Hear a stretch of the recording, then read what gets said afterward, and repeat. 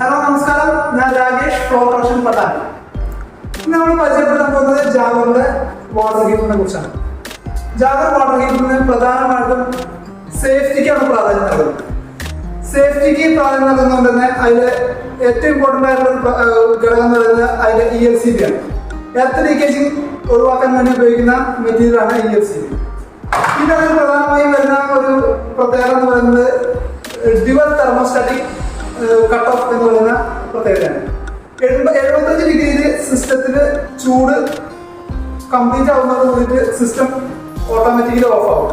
ഇനി എന്തെങ്കിലും ഡിഫക്റ്റ് കൊണ്ട് 75 ഓഫ് ആയില്ല എന്നുണ്ടെങ്കിൽ 85 ഡിഗ്രിയിൽ സിസ്റ്റം പൂർണ്ണമായും ഷട്ട് ഡൗൺ ആവുന്ന രീതിയിലാണ് ജാഗറിന്റെ വാട്ടർ ഹീറ്ററുകൾ നിർമ്മിച്ചിട്ടുള്ളത്.